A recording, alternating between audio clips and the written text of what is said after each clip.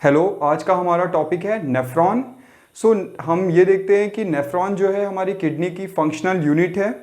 और अब हम देखते हैं कि नेफ्रॉन के फर्स्ट जो पार्ट होता है इसको हम बोलते हैं बोमैन कैप्सूल, जो यहाँ पे आपको दिख रहा है। ये this part is known as Bowman capsule. अब इसमें हम देखते हैं कि जो किडनी होती है वो उसमें जो ब्लड सप्लाई होती है वो बहुत ही रिच होती है। तो जो बोमैन कैप्सूल में जो ब्लड आता है वो एफिरेंट आर्ट्रियोल से ब्लड आता है, ये आप देख रहे हैं। और जो ब्लड जो यहाँ से आर्ट्रियोल एग्जिट होता है उसको बोलते हैं एफिरेंट आर्ट्रियोल। सो एफिरेंट आर्ट्रियोल्स फॉर्म वासा रेक्टा, ये बनाता है वासा रेक्टा। और वासा रेक्टा फॉलोज द नेफ्रॉन, मतलब वासा रेक्टा चारों तरफ ऐसे नेफ्रॉन के फॉलो करती है, ऐसे ऐसे रहती है। Just for the sake of the simplicity अभी मैंने इसको नहीं बनाया है। अब हम देखते हैं कि नेफ्रॉन हमारी कितने पार्ट्स होते हैं नेफ्रॉन के। सो फर्स्ट पार्ट ये हो गया बोमैन कैप्सूल, यहाँ हो गया ग्लोमेरुलस, ये पार्ट को बोलते हैं प्रॉक्सिमल कॉन्वोल्यूटेड ट्यूब्यूल। ये जो आपको ये दिख रहा है ये लूप ऑफ हेनले है। इसमें ये देखिए नीचे जाती हुई लिम्ब को बोलते हैं डिसेंडिंग लिम्ब और ऊपर जाने वाली लिम्ब को बोलते हैं असेंडिंग लिम्ब। इस पार्ट को बोलते हैं डिस्टल कन्वोल्यूटेड ट्यूब्यूल। और जो लास्ट पार्ट होता है नेफ्रॉन का वो होता है कलेक्टिंग डक्ट।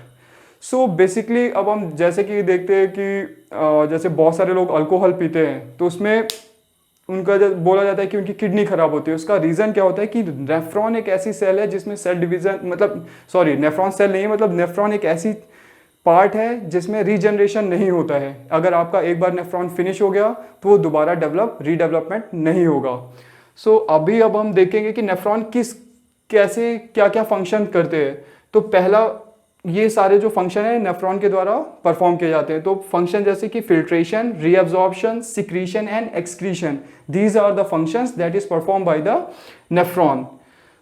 अब हम पहला जो फंक्शन देखेंगे वो है रीअब्जॉर्प्शन। रीअब्जॉर्प्शन का मतलब है, जैसा कि यहाँ पे मैंने लिखा है, रीअब्जॉर्प्शन का मतलब है कि नेफ्रॉन से सर्कुलेशन में फ्लो, मतलब नेफ्रॉन से वासा रेक्टा में जो यहाँ पे ब्लड कैपिलरी जो चारों तरफ नेफ्रॉन को घेरे रहती है उसमें रीअब्जॉर्ब होता है, मतलब यहाँ नेफ्रॉन से ब्लड में रीअब्जॉर्प्शन होता है।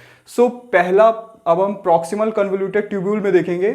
यहाँ पे जो रीअब्जॉर्प्शन होता है वो sodium, chlorine, potassium, glucose, amino acids, urea और पानी का रीअब्जॉर्प्शन होता है प्रॉक्सिमल कन्वोल्यूटेड ट्यूब्यूल में।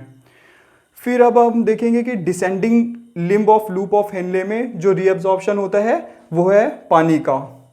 अब हम देखेंगे असेंडिंग लिम्ब में, लूप ऑफ हेनले की असेंडिंग लिम्ब में जो रीअब्जॉर्प्शन होता है वो सोडियम, क्लोरीन और पोटेशियम आयंस का। डिस्टल कन्वोल्यूटेड ट्यूब्यूल में जो रीअब्जॉर्प्शन होता है वो है sodium, chlorine, potassium, magnesium and bicarbonate ions का। फिर कन्वोल्यूटेड ये कलेक्टिंग डक्ट में जो रीअब्जॉर्प्शन होता है वो सोडियम है, क्लोरीन है एंड पानी का। रीअब्जॉर्प्शन के बाद जो अगला फंक्शन है वो है सिक्रीशन। सिक्रीशन का मतलब होता है कि जो हमारा सर्कुलेशन है, मतलब वासा रेक्टा जो ब्लड वेसल जो इसको चारों तरफ से घेरे हुए हैं उसमें से नेफ्रॉन में क्या जा रहा है उसको हम सेक्रीशन बोलते हैं। यहाँ पे मैंने for the sake of simplicity ये लिख रखा है कि सेक्रीशन का मतलब है सर्कुलेशन से नेफ्रॉन में वापस आना। तो सिक्रीशन का बेसिकली अगर हम प्रॉक्सिमल कन्वोल्यूटेड ट्यूब्यूल में देखेंगे तो क्रिएटिनिन है। क्रिएटिनिन जो होता है यहाँ पे सिक्रीट होता है सर्कुलेशन से नेफ्रॉन में। ओके, और कन्वोल्यूटेड ट्यूब्यूल में हम देखेंगे कि सर्कुलेशन से पोटेशियम अंदर आता है और सोडियम जो है वो सर्कुलेशन जो नेफ्रॉन से सर्कुलेशन में जाता है। यहाँ पे ये एक चैनल होता है, ये channel just because of this channel nephron have the diuretic effect. ये बेसिकली हमारा सिक्रीशन फिनिश होता है। अब जो अगला वीडियो जो आएगा उसमें मैं आपको इसकी डिटेल्स बताऊंगा कि मतलब कि प्रॉक्सिमल कन्वोल्यूटेड ट्यूब्यूल में उसका क्या मैकेनिज्म है सिक्रीशन का और रीअब्जॉर्प्शन का। ओके, अब हमारा एक चीज़ और है, हमारा नेफ्रॉन की जो मैकेनिज्म होती है वो हमारे ब्लड के pH as well as blood pressure को भी मेंटेन करने में बहुत ही बड़ी रोल निभाती है।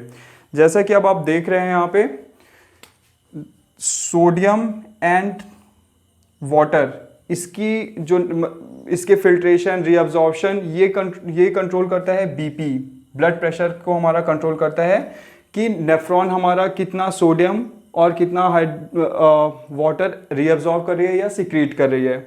ऐसे ही हमारी ब्लड में जो बाइकार्ब आयंस और हाइड्रोजन आयंस की मात्रा ये कंट्रोल करती है कि हमारे ब्लड का पीएच क्या है, कि हमारे ब्लड का पीएच एसिडिक है या बेसिक है। पीएच का बेसिकली फुल फॉर्म होता है पावर ऑफ हाइड्रोजन।